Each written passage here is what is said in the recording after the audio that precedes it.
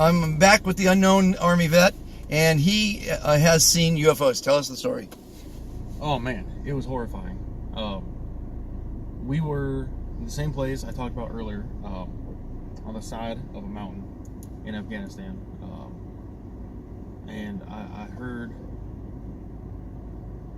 I don't know, like we heard something first, and everyone's kind of like, looking around, kind of trying to figure out where it's coming from, what it is. You don't like hearing stuff you can't see. In that scenario, it's not really good. And there was about,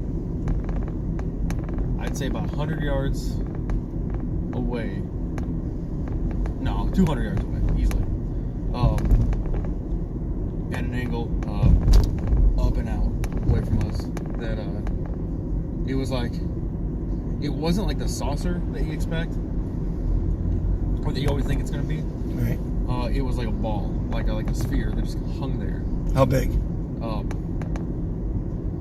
Had to be 50 feet wide. Okay.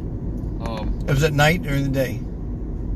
Early morning. So the sun was not all the way up, but the sky was lightening a little bit. Okay. Was lightening up just a little bit. And I'll never ever forget, like, just reaching over and just grabbing my buddy's arm, and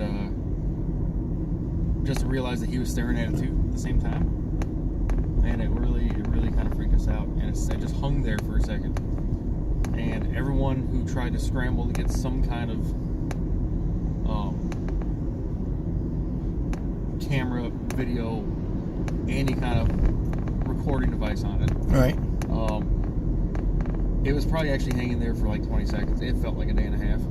It felt like forever. But like no one could scramble fast enough to get something on it. One guy got a partial picture of it like moving after at the very end. And that was about it. And that just always gets dismissed as like, you guys are nuts. But it is. Was it glowing? Was it? No. It was making. It made noise though, because you heard a noise. A word. Like a word. Like a weed whacker in the distance. Like it was like a whir. I don't know, whirring. That's a weird sound, but that's the sound it was. Yeah, whirring like a helicopter. Yeah, kind of. But it just kind of hung there. Like I've never seen anything just hang like that. Like we've seen helicopters hover.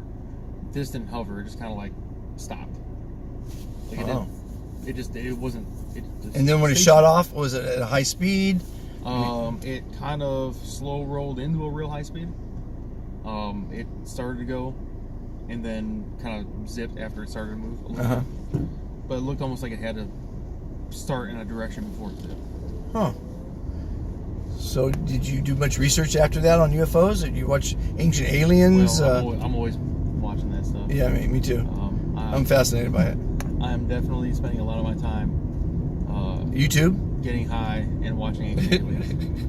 That is a hobby of mine. I watch it every night before I go to bed. And it is the documentaries on what the aliens have built in the past on the planet, and it's just fascinating. I mean, it's. I 100% believe. Well, once you've seen it, my son saw an orb come out of his backyard in Ojai, shoot off and come back and shoot off across the mountains in a millisecond without any sound. About this big, softball I can see that. size glowing ball, and they've had those in World War II. Flying Foo Fighters, they were called. Those were real common in World War II. Yeah.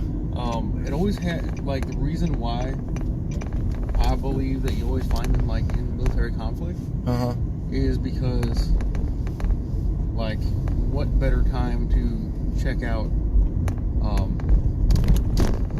humans or anything than in a time of conflict, or like you really get a good chance to see what people are really made out of. My theory is, if you're going to come to this world, why would you talk to humans? Yeah, we suck. We suck. Talk to dolphins or ants, or the species that don't kill themselves and stab each other in the back and greedy and stupid. Hey, we're the only species on the planet that just gives up. like you'll see a dog with one leg, one eye, and a hole in its side, still living life to its fullest. Right. Because that's just what you do. Right. And humans, like, we give up at the most minor inconvenience. Yeah. You know, like, oh, you're having a bad day. Oh, little Susie don't think you're pretty no more. You know, that's it. Well, you're my fourth interview that's personally seen UFOs. Ooh, I'm excited about that. And you see other ones. They're pretty popular on the channel, because and then I just, to me, I'm fascinated. I want a pilot I once interviewed at 35,000 feet. Everyone in the cockpit saw it. Flew across the horizon at unheard of speeds, and everyone saw it and never can explain it. Thank you for that story. Absolutely. Thank you.